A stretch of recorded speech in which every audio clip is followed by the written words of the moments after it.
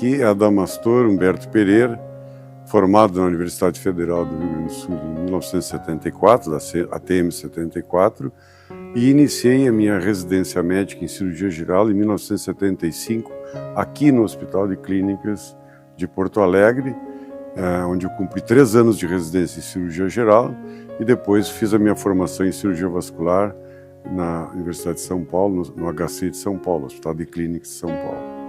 Então essa é a minha história básica. O sistema de seleção da residência médica na época, que eu entrei em 1975, era fundamentalmente currículo e uma entrevista e perguntas básicas sobre cirurgia geral. Mas não existia uma prova formal escrita como é hoje. Então isso mudou muito ao longo do tempo e hoje o que vale mesmo é a prova escrita, que eu acho que é uma avaliação limitada. Você tem que levar em consideração o que aquele pretendente a uma residência, por exemplo, em cirurgia, o que ele fez durante a formação médica, o que ele publicou, se ele se interessou, se ele foi monitor, se publicou artigos. E a entrevista é importante também para saber o perfil, pelo menos uma avaliação, nem que seja superficial, do perfil daquele candidato. E hoje nós temos só a prova escrita. Eu acho que se constitui uma seleção bastante limitada. Na época, eram fundamentalmente alunos da URGS, tá? Mas logo a seguir já se abriu para qualquer médico de qualquer universidade para concorrer a essa posição como residente do Hospital de Clínicas. Em 1977 eu terminei a minha residência em cirurgia geral, foram 3 anos, e então me candidatei a uma residência em cirurgia vascular, especificamente no HC em São Paulo. Na época o chefe de serviço era o Edgar Puech-Leão, que era um cirurgião vascular bastante conhecido. E depois disso eu complementei a minha formação em Houston, no Texas, com o professor Stanley Crawford, que era sócio, digamos, associado ao professor Michael DeBakey no Baylor College of Medicine, no Methodist Hospital de Houston. E aí completei a minha formação, voltei ao Hospital de Clínicas, onde fui contratado. Na época, o presidente do hospital era o Dr. Balvey e o vice-presidente era o Dr. Cuervo. E a cirurgia vascular não existia. Então, no início, era a especialidade de um homem só. Os meus assistentes não eram cirurgiões vasculares, meus auxiliares eram cirurgiões gerais, que rotavam no serviço de cirurgia vascular. E eu me lembro que as primeiras intervenções em cirurgia de aorta, por exemplo, nas primeiras 24, 48 horas eu dormia na recuperação, para ajudar no atendimento desses pacientes. Não havia experiência no Hospital de Clínicas, nem na sala de recuperação, muito menos na CTI, do atendimento desses pacientes de cirurgia vascular de grande porte.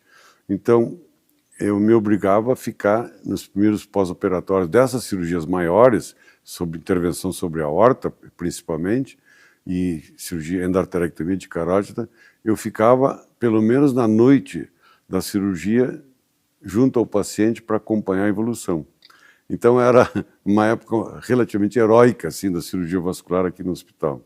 Bom, greves havia mais de uma, ocorreram durante aquele período inicial, mas a que me impactou foi a de 1977, porque eu era R3 da cirurgia e eu era residente-chefe da cirurgia e residente-chefe geral do hospital. E a greve era para reivindicação salarial. E na época nós estávamos no regime militar. E vários dias de greve, havia um impasse, o que os residentes, na média, solicitavam era quase a duplicação do salário. E eu me lembro que após 2, 3 dias de discussão aqui no anfiteatro do Hospital de Clínicas, que se reuniam todos os residentes, eu fui chamado na direção do hospital. E então fui apresentado a um militar que estava lá, um coronel, me lembro, e me mandaram um ultimátum, isto é, ou parava a greve ou todos os residentes seriam demitidos. e se contrataria médicos para atender o hospital, até que se fizesse novos concursos para residência. Então, uma situação muito séria. E eu voltei então para o anfiteatro, estava todo mundo reunido aqui no anfiteatro, mas não dei a notícia completa, porque eu imaginava que esse tipo de ameaça, digamos assim, não seria muito bem recebida pelos residentes. Então eu disse que o impasse tinha que terminar e conversei com a direção na época que eles teriam que oferecer alguma coisa. Não podia simplesmente exigir isso, que isso iria provocar, digamos, os mais exaltados, provocar uma revolta maior pelo ultimato. Então, eu não me lembro bem exatamente, mas prometeram aumentar o salário em um percentual razoável. Aí eu voltei para o anfiteatro e informei, olha, a nossa greve deu resultados, nós vamos ter aumento salarial. Não é aquele que nós estamos, mas eu negociei. Não, mas não podia ter feito isso, negociar. Nós, não, mas eu sou o chefe dos residentes, negociei e vai ficar nisso aí. Tá? Encerrou a greve naquela época. Então, foi uma coisa bastante marcante, porque eu nunca fui muito afeito à política médica, nunca me envolvi muito em política médica, e muito menos em política geral. A gente estando no regime militar, se era contra, eu não era nem contra nem a favor, eu queria fazer a minha formação. Então, foi um episódio até hilário, assim, né, de como terminou essa greve. E realmente o pessoal da cirurgia não queria fazer greve, porque diferente do pessoal da clínica, que pode recuperar o tempo perdido atendendo outros pacientes, o cirurgião que está fazendo formação na residência, ele precisa fazer o treinamento, né, para ter as habilidades manuais adequadas, etc.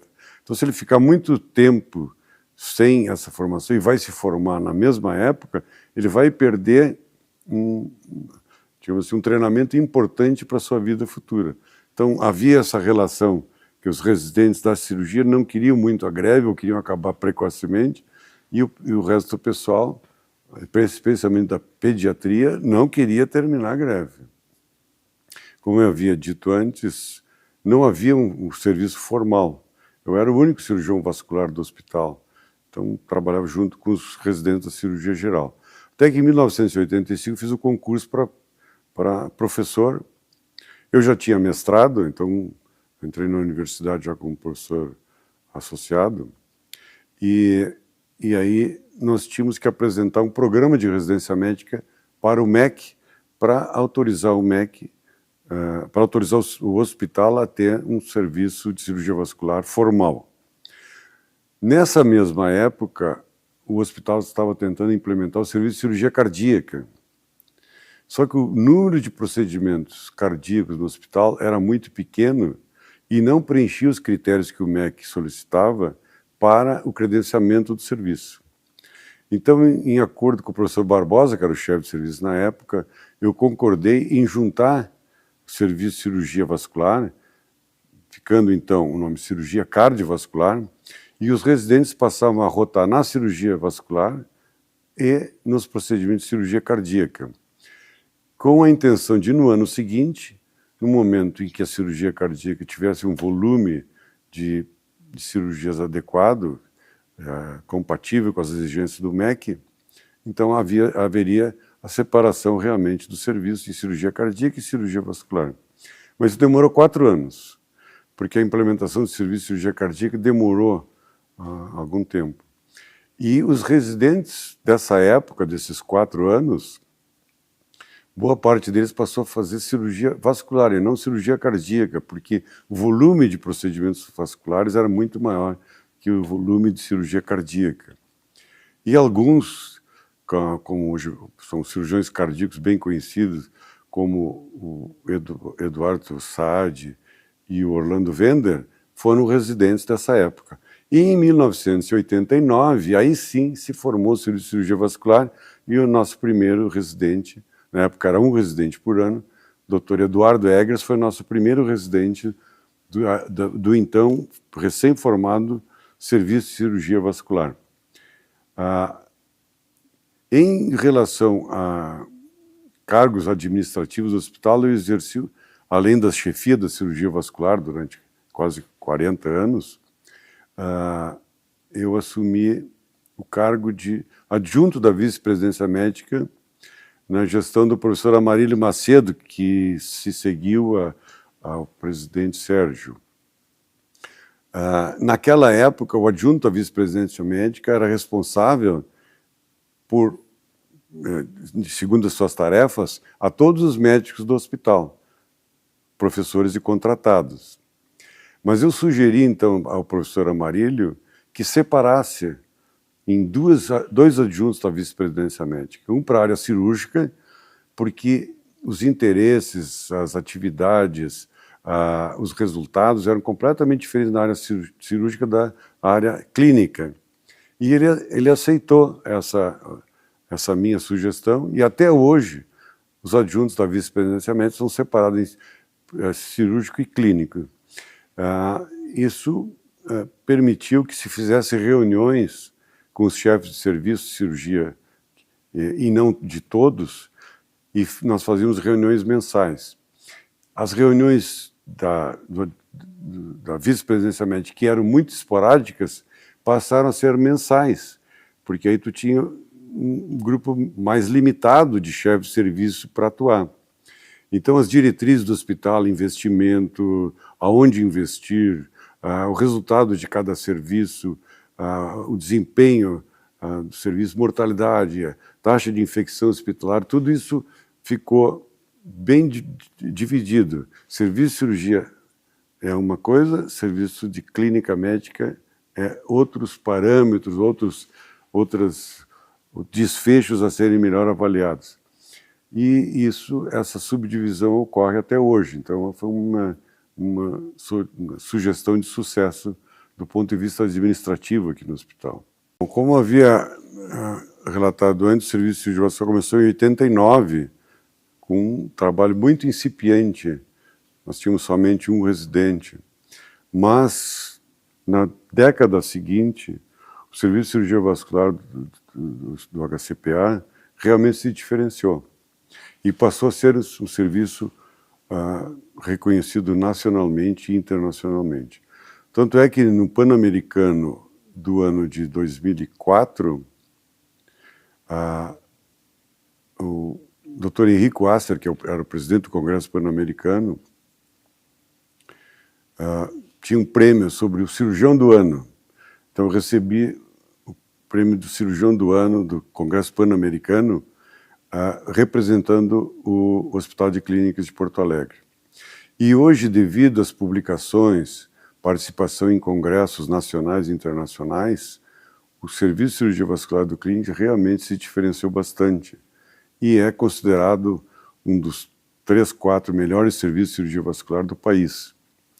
Então a gente é muito bem recebido até hoje, tanto nos congressos nacionais como internacionais, com destaque, isto é, com participações expressivas, apresentando trabalhos de relevância e em última análise, é um dado que dá muito orgulho para nós todos, no Hospital de Clínicas, ter um serviço que se diferenciou nacional e internacionalmente.